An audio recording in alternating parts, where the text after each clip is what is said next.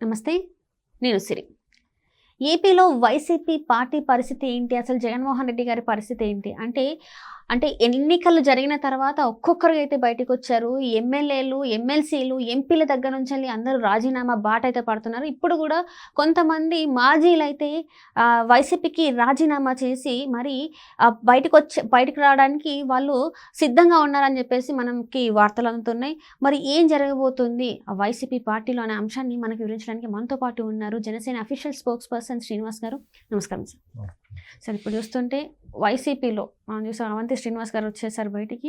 అట్లనే గ్రంథి శ్రీనివాస్ గారు కూడా బయటకు వచ్చేస్తున్నట్టు మరి వార్తలు వస్తున్నాయి. మరి ఏంటి సార్ అసలు పరిస్థితి? అంటే 2019 తర్వాత వైఎస్ఆర్ కాంగ్రెస్ పార్టీ అధికారంలోకి వచ్చిన తర్వాత చాలామంది వైఎస్ఆర్ కాంగ్రెస్ పార్టీలో జాయిన్ అయ్యారు. అప్పుడు అంతా కాంగ్రెస్ జనం. అయితే ఒక్కసారి అధికారంలోకి వచ్చిన తర్వాత అసలు విశ్వరూపం జగన్మోహన్ రెడ్డి విశ్వరూపం ఏంటంటే చూశారు. జగన్మోహన్ రెడ్డి ప్రవర్తన, అతని విధానం, మాట్లాడే తీరు, లేకపోతే మంత్రులు కానీ ఎమ్మెల్యేలకు ఇచ్చేటువంటి విలువ చూశారు. బట్ ఎవరో కూడా బయట మాట్లాడలేనటువంటి పరిస్థితి. కాకపోతే కొంతమంది ఏం చేశారు, ఎలాగా ముఖ్యమంత్రి గారి మన్ననలు పొందుదానని చెప్పేసి ఇంకా అధికార దాహమో లేకపోతే వేరే స్వార్థమో ఉంటాయి కదా, శృతి మించి కూడా మాట్లాడి ప్రతిపక్ష పార్టీల మీద కానీ అందరి మీద కూడా విచ్చుపడిన పరిస్థితి కొంతమంది నాయకులు చూసాం. కొంతమంది కక్కలేక మెంగలేక మనసు చంపుకోలేక అదే పార్టీలో అలా ఉన్న వాళ్ళ పరిస్థితి కూడా చూసాం.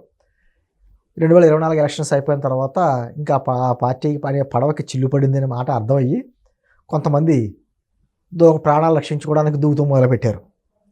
ఈ పడవలో వెళ్తే మనం కూడా మునిగిపోతాం, మనకి రాజకీయ భవిష్యత్తు ఉండదు అన్నట్టుగా చాలామంది, అంటే గతంలో ఆయనతో పాటు జైలు జీవితం అనుభవించినటువంటి కొంతమంది వ్యక్తులు బయటకు వచ్చేసారు కదా. అదేవిధంగా సొంత వాళ్ళకి బంధువర్గంలో సంబంధించినటువంటి బాలినేని గారు లాంటి వాళ్ళు బయటకు వచ్చేసారు. అదేవిధంగా ఈ రోజున మీరు అన్నట్టుగా మొత్తంశెట్టి శ్రీనివాసరావు గారు, అవంతి శ్రీనివాస్ అంటారు, ఆయన కూడా బయటకు వచ్చేసినటువంటి పరిస్థితి. ఆయన బయటకు వచ్చి ఈరోజు ఆయన చెప్పినటువంటి లేఖలో అయితే వ్యక్తిగత కారణాలతో రాజీనామా చేస్తున్నామని ఇచ్చేస్తారు. బట్ బయటకు వచ్చి ఆయన మాట్లాడినది ఏమని చెప్పాడంటే, జగన్మోహన్ రెడ్డి గారు పార్టీ కార్యకర్తలను కానీ నాయకులను కానీ పట్టించుకోవట్లేదు, ఎంతో కష్టపడ్డ వాళ్ళందరూ కూడా ఈ రోజున అధికారంలో లేదు కాబట్టి అయినా కూడా పార్టీని పట్టుకుని అంటిపెట్టి కూర్చున్నా కూడా వాళ్ళకి సరైనటువంటి విలువ లేకుండా పోయింది అనేటువంటి మాటలు మాట్లాడుతూ జగన్మోహన్ రెడ్డి గారి వ్యక్తిత్వం గురించి, ఆయన మాట్లాడే విధానం గురించి రకరకాలుగా మాట్లాడుకుంటూ వచ్చాడు. ఆయన ఆ పార్టీలో ఎవరికి విలువ లేదన్నట్టుగా. సరే, ఏ పార్టీలోకి వెళ్తాడో అనేది మనకి ఇంకా తెలియదు. మీరు అన్నట్టుగా గ్రంథి శ్రీనివాస్ భీమవరం ఎమ్మెల్యే గతంలో పవన్ కళ్యాణ్ ఎమ్మెల్యే కూడా పోటీ చేసి గెలిచాడు, మొన్న ఓడిపోయాడు. ఆయన కూడా బయటకు వస్తున్నట్టుగా వార్తలు వస్తున్నాయి. నేనేమంటున్నానంటే, రాజకీయ పార్టీలు కావచ్చు, నాయకులు కావచ్చు, లేకపోతే అధికారులు, ఇప్పుడు మనం మామూలుగా సహజంగా ఏం మాట్లాడుకుంటామంటే, ఆంధ్రప్రదేశ్లో ఇంతమంది అధికారులు ఇంకా మాట వినట్లేదు, వాళ్ళందరినీ తీసేయాలి, కొత్త వాళ్ళని పెట్టుకోవాలని మాటలు మాట్లాడతారు. కానీ చంద్రబాబు గారు లాంటి వాళ్ళు ఏమంటారు, అందరినీ అలా వ్యవస్థను మార్చేయాలో వాళ్ళలో కొంచెం మంచిగా చేసే వాళ్ళకి ప్రాముఖ్యత ఇచ్చి మిగతా వాళ్ళకి కొంచెం వార్నింగ్లు ఇచ్చి పని అయితే చేయించుకోవాలంటారు. అలాగే రాజకీయ పార్టీల పరిస్థితి అయిపోయింది ఈ రోజున. అంటే అన్ని పార్టీలోనే మంచి చెడు అనేది ఉంటుంది. అంటే ఏ పలానా పార్టీలో అయితే అందరూ శుద్ధ పోసలని చెప్పలేము. కొంత మంచి చెడు అనేది కుటుంబంలోనే ఉంటుంది కదమ్మా, అలాగే పార్టీలో కూడా ఉంటుంది. ఈ రోజున పార్టీలో జాయిన్ చేసుకున్నప్పుడు పలానా వ్యక్తి గతంలో ఆ పార్టీలో ఉండొచ్చు, కానీ ఎప్పుడు కూడా అసభ్యకరంగా మాట్లాడలేదు, ప్రతిపక్ష పార్టీల మీద ఎప్పుడు తప్పుడు మాటలు మాట్లాడలేదు అనేటువంటి కొంచెం మంచి ఉంటే అటువంటి వాళ్ళు జాయిన్ చేసుకుంటారు. నేనేమంటున్నానంటే, ఆ కోటాలో వీళ్ళు ఉంటారో ఏ పార్టీలో చేరతారో అనేది తర్వాత సంగతి. అవంతి శ్రీనివాస్ ఉన్నాడు, సపోజ్ ప్రజారాజ్యం టైంలో చిరంజీవి గారి ద్వారా రాజకీయాల్లోకి వచ్చిన వ్యక్తి.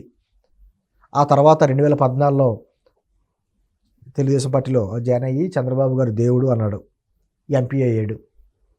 2019 వచ్చేటప్పటికి చంద్రబాబు గారు దుర్మార్గుడు అన్నాడు, జగన్ దేవుడు అన్నాడు, ఎమ్మెల్యే అయ్యాడు, మినిస్టర్ అయ్యాడు. ఇప్పుడు 2024 వచ్చేటప్పటికి అదే జగన్ దుర్మార్గుడు అంటున్నాడు. మళ్ళీ ఎవరిని దేవుడు అంటాడో తెలియదు, కొత్త దేవుడు ఎవరిని ఎత్తుకుంటాడో తెలియదు. అంటే ఇటువంటిది అయిపోయింది రాజకీయ నాయకులు.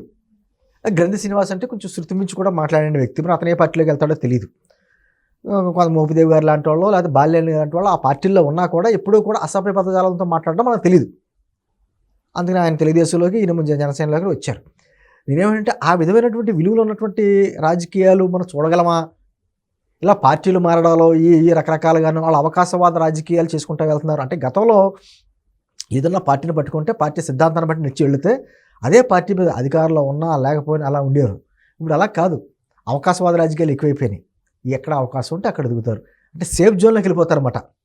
ఆటోమేటిక్గా ఏమని చెప్తారో ఒక డైలాగ్ ఉంటుంది, కార్యకర్తల మనోభిష్టాల ప్రకారం మేము పలానా పార్టీలోకి వెళ్తున్నాం అని. లేకపోతే ఏమంటారంటే ఒకవేళ ఆల్రెడీ గెలిచి ప్రతిపక్ష పార్టీలో ఉన్న ఎమ్మెల్యేలు అయితే ఏమంటారు, మా నియోజకవర్గ అభివృద్ధి గురించి అధికార పార్టీలోకి వెళ్తున్నామని అన్నారు. కాకపోతే మొత్తం శ్రీనివాసరావు ఒక మంచి మాట మాట్లాడాడు. ఏం మాట్లాడాడంటే, ఈ ప్రభుత్వం వచ్చి 6 నెలలు అయింది, కొంత సమయం ఇవ్వాలి కొత్త ప్రభుత్వానికి. సమయం ఇవ్వకుండా జగన్మోహన్ రెడ్డి గారు మీరు రోడ్లు ఎక్కండి, ధర్నాలు చేయండి అంటే ఎంతవరకు సమంజసం. మళ్ళీ పిలిపించాడు. ఎవరు చేస్తారు అలాగా? 6 నెలల టైంలో మొత్తం అంతా మార్పులు వచ్చేస్తాయా? కార్యకర్తలు ఎన్ని ఇబ్బందులు పడుతున్నారు. రేపు పొద్దున్న రోడ్ల మీదకి వచ్చారనుకో, వాళ్ళందరి మీద కేసులు పెడితే ఎవరు రక్షిస్తాడు? పార్టీని కార్యకర్తలని కాపాడుకోవాలి కదా నాయకుడు అనేవాడు, కాపాడుకోవట్లేదు. అతని వ్యవహార శైలి ఇలా ఉంది ఇలా ఇవన్నీ ఏంటంటే, సరే రేపు పొద్దున ఏ పార్టీలోకి వెళ్తాడో మనకు తెలియదు, కానీ ఏంటంటే వాస్తవాలు అవి. ఏది జగన్మోహన్ రెడ్డి గారి మనస్తత్వం అందరికీ తెలిసింది.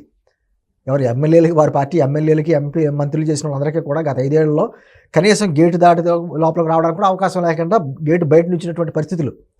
ఎమ్మెల్యేలకి అవకాశం లేదు, ఈ మంత్రులకి అవకాశం లేదు, ఎంపీలకి అవకాశం లేదు. కేవలం ఆ 4-5 మాత్రమే ఆ చుట్టుపక్కల తిరిగే వాళ్ళకి మాత్రమే అవకాశం.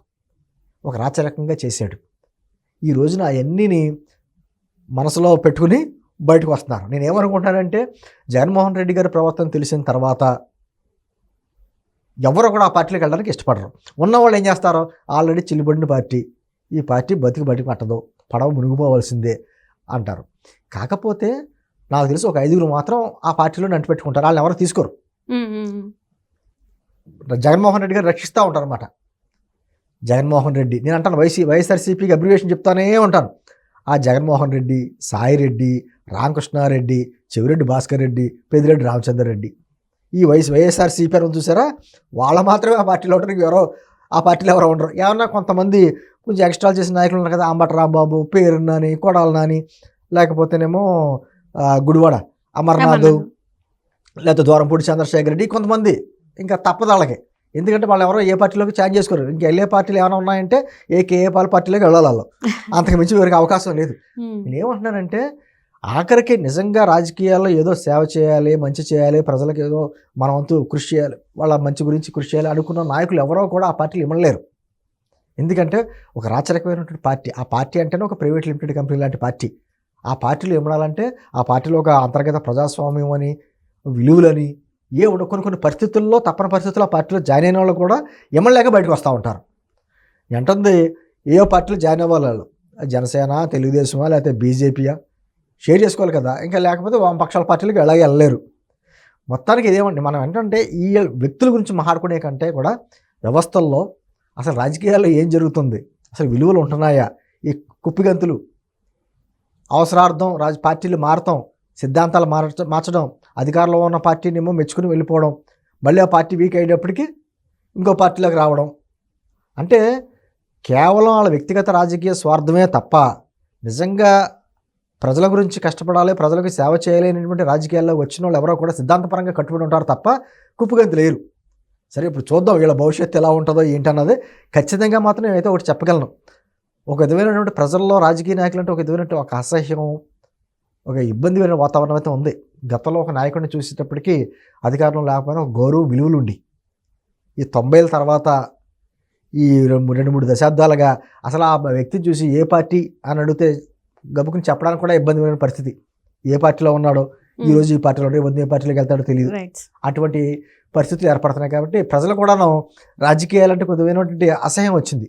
కానీ ఇప్పటికైనా ఒక మంచి జరుగుతున్న ఆలోచనతో కూటమి ప్రభుత్వం నాయకులు ఉన్నారు కాబట్టి ఒక విలువలు కలిగిన రాజకీయాలు నడుస్తుందని చెప్పి నమ్మకం కూడా ప్రజల్లో ఉంది. చూద్దాం ఏం జరుగుద్దో. Right sir, right. Thank you so much sir.